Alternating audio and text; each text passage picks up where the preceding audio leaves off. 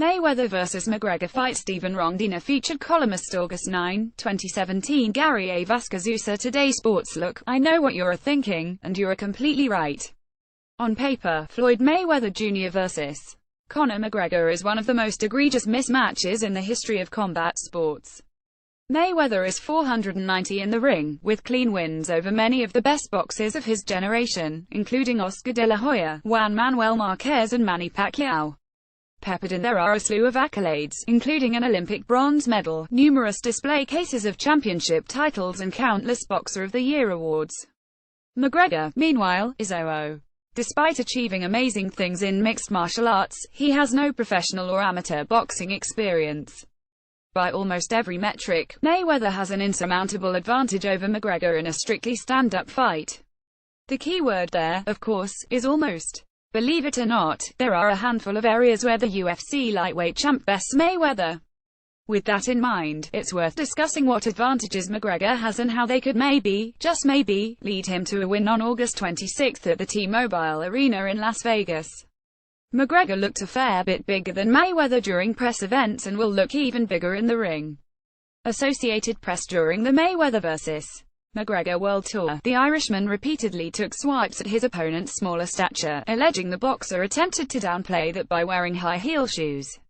While Mayweather isn't that much smaller than McGregor by normal standards, when they're stripped down to shorts, boots and gloves, the size difference will be profound.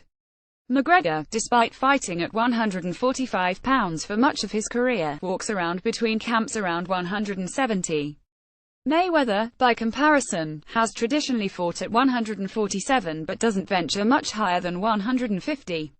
The two agreed to weigh in no more than 154, but when they enter the ring on fight night, there will likely be a 15 to 20 pound weight advantage in McGregor's favor.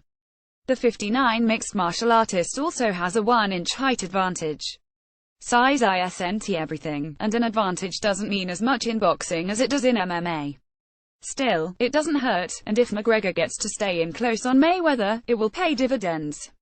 Floyd Mayweather hasn't boxed a match since 2015. John Lockyer. Associated Press. August 26 will mark the end of the longest layover of Mayweather's entire boxing career, with the 714 days between his bouts with Andre Berto and McGregor eclipsing the previous record of 651 days between fights with Ricky Hatton and Marquez.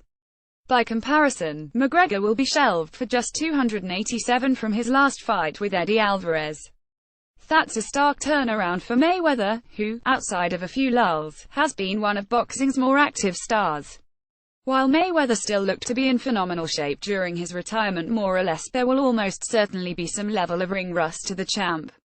And if he's not as crisp as he used to be, it might just crack the door open a little for McGregor.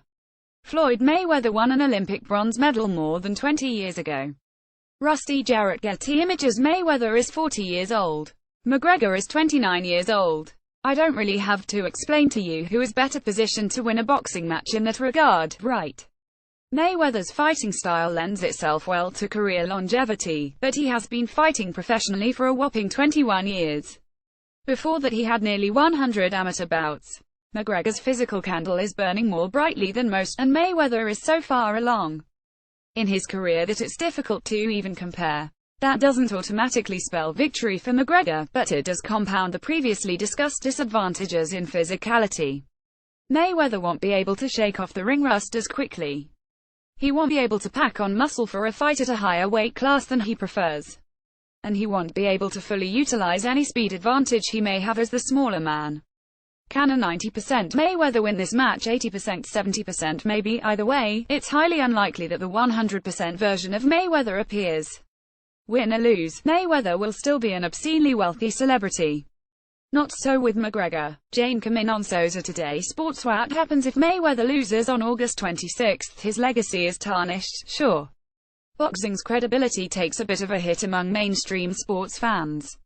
Any surviving Rocky Marciano fans will breathe a sigh of relief that their Heros 62-year-old undefeated record through 49 bouts, Mayweather also sits at 490, will remain unbroken.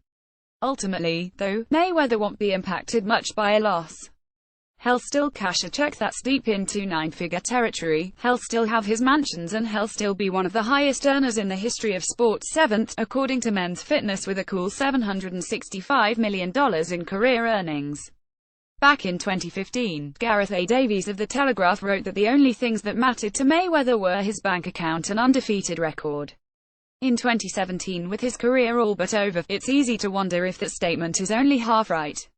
On the other hand, what happens if McGregor loses? While it won't ruin his career, and while he'll still become a rich man afterward, it'll be a solid shot to his reputation.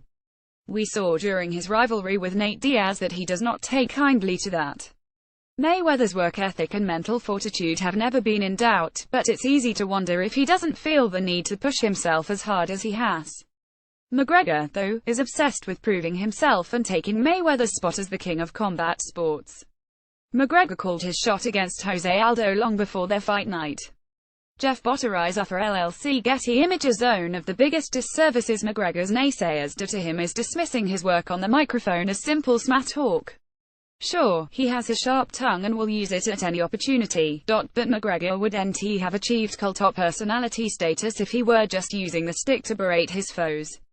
No, McGregor's words carry a special kind of weight to them based on his scarily accurate breakdowns of how his fights will go. And this isn't just simple "I'll knock him out in the first hot air." He broke down how Diego Brandao would fold under his pressure. He predicted a second-round finish over Chad Mendes. He basically gave a play-by-play of his fight with Jose Aldo before it even happened. While he isn't 100% with these HES correct often enough that his analysis is must-watch material and detailed enough that it simply can't be dismissed. That's why, despite sounding generic, his proclamations that he will finish Mayweather inside 4 rounds carry a fair bit of weight.